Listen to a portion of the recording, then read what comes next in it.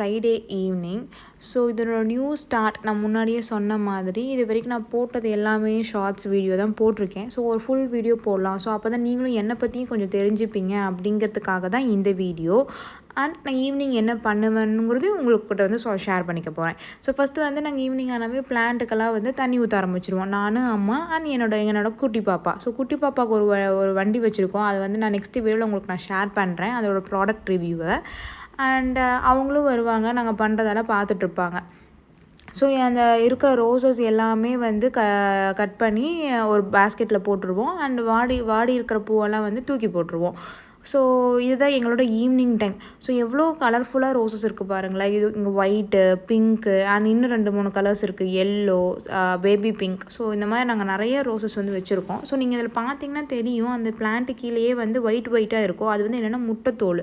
So முட்டையை வந்து நாங்கள் வந்து கீழே தூக்கி போட மாட்டோம். நாங்கள் எடுத்து வச்சு அதை வந்து உடச்சி எல்லா செடிக்கும் கொஞ்சம் கொஞ்சம் போட்டுருவோம். ஸோ இதுவுமே ஒரு காரணம்னு சொல்லலாம். ரோஸ் செடி வந்து அழகாக வந்து வளர்கிறதுக்கு இதுவுமே ஒரு காரணம். அண்ட் என்னை பற்றி சொல்லணுன்னா, நான் வந்து வீட்டில் ஏன் சும்மா இருக்கணும் அப்படிங்கிறதுக்காக தான் நான் இது வந்து ஸ்டார்ட் பண்ணேன். ஸோ நம்மளும் கொஞ்சம் பிஸியாக இருக்கலாம். ஸோ கொஞ்சம் நம்மளுக்கும் டைம் வந்து பாஸ் ஆகும். ஏன் வந்து சும்மா உக்காந்துக்கிட்டு இருக்கணும் அப்படிங்கிறதுக்காக தான் நான் வந்து இந்த வீடியோ போடலாம். ஸோ நாமளும் கொஞ்சம் என்கேஜிங்காக வச்சுக்கலாம் அப்படிங்கிறதுக்காக தான் நான் வந்து இதை ஸ்டார்ட் பண்ணேன். ஸோ ஸ்டார்ட் பண்ணதுமே எனக்கு ரெஸ்பான்ஸ் வர அளவுக்கு ஓகே தான் இருந்துச்சு. பட் நான் இன்னும் ட்ரை பண்ணிக்கிட்டே இருக்கேன், இன்னும் வந்து நல்லா பண்ணணும் அப்படின்ட்டு. அண்ட் என்னோடய பேஜை பார்த்தாவே உங்களுக்கு தெரியும், நான் வந்து baby related videos, food videos, cooking videos, planting videos தான் போகிறேன். ஸோ கண்டிப்பாக உங்களுக்கும் பிடிக்கும்னு நினைக்கிறேன். ஸோ கண்டிப்பாக நீங்களும் மறக்காமல் சப்போர்ட் பண்ணுங்கள்.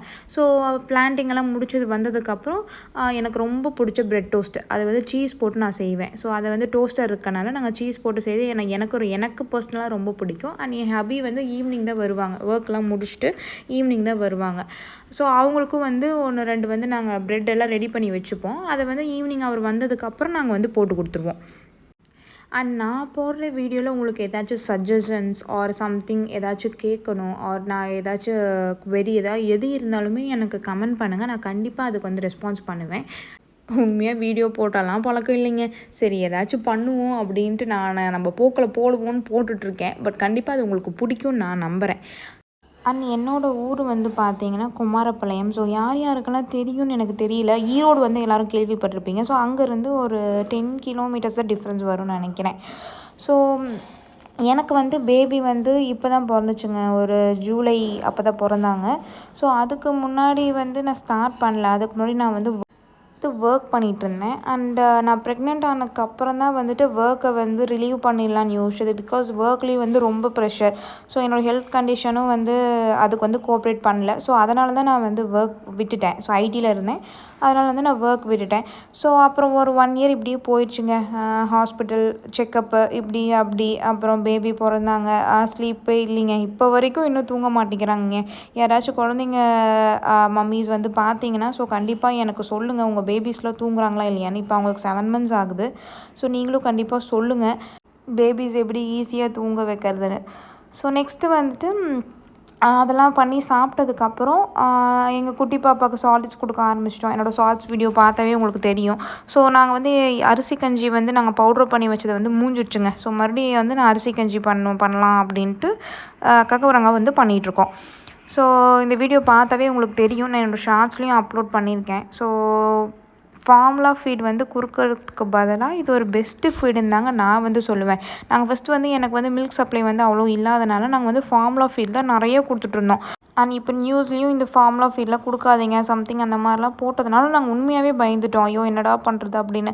ஸோ மில்க் பத்தாத டைமில் நம்ம என்ன பண்ண முடியும், ஃபார்முலா ஃபீட் தான் கொடுத்த முடியும். ஸோ டாக்டர்ஸுமே கொடுக்க சொன்னாங்க தான், பட் நம்ம மனசை வந்து கொஞ்சம் ஏற்றுக்காது. ஸோ அதனால் வந்து நாங்கள் இப்போ சாலிட்ஸ் கொடுத்ததுனால இப்போ கொஞ்சம் ஓகே. பட் இருந்தாலும் வந்து நைட் டைம்ஸில் வந்து அவங்களுக்கு வந்து பால் பத்தலை அப்படின்னா நாங்கள் வந்து இந்த ரைஸ் கஞ்சி வந்து கொடுப்போம்.